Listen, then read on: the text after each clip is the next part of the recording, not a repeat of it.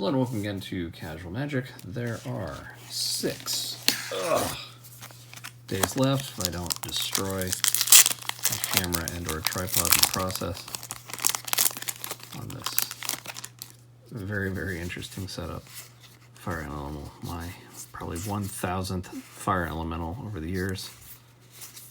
Let's see. Gift of Paradise, good cards, Sleep, always fun. Volcanic Dragon, good. It's dragons flying in haste. Oh, Death Baron. Man, I remember when Death Baron actually was that kind of very rare and powerful enabler. Not so much for the skeletons, but the zombie +1/+1 and Death Touch. And then I believe they reprinted it in Core 19 and it dropped down. Let me double check here. Yeah, $2.99.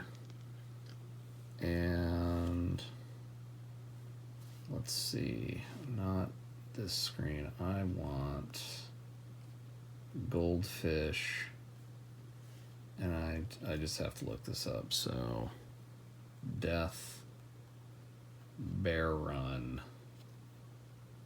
Shards of Alara. That should be right. And then I need to see the price history. I don't want online, I want tabletop, and I want this going back as far as it can go. So here on the left, if I can zoom in a little bit and actually have the camera show up, there you can see a 2, so that should be Magic 2012. Came out in Shards of Alara, so that should be sometime 2011, I believe.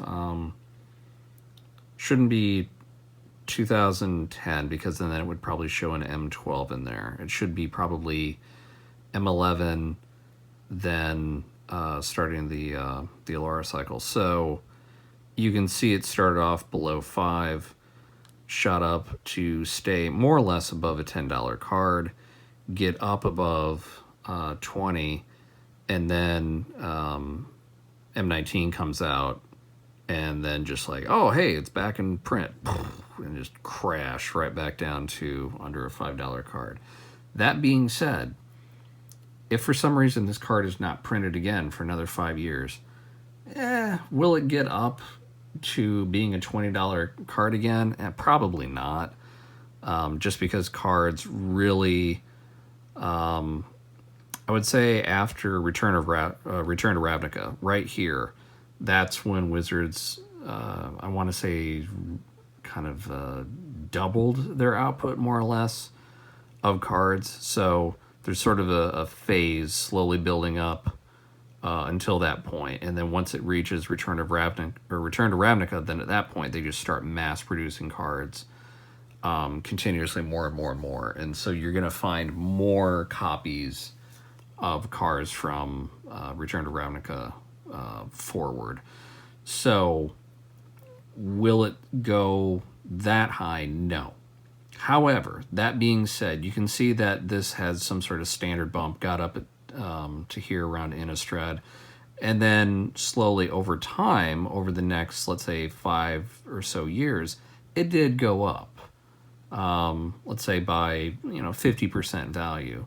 So if it's a $3 card now, can this get over $5 within the next, I don't know, let's say 6 years to 8 years, something like that? Yes, absolutely it can.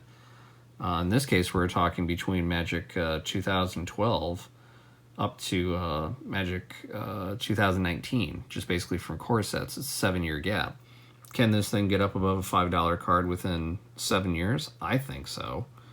I mean, when it came out, I mean, you can see it just completely crashed down the price. Then it's been a little bit stable since then. But realistically, I think this could come back. I mean, this is a real auto-include in basically any zombie EDH deck. It's one that I would not necessarily...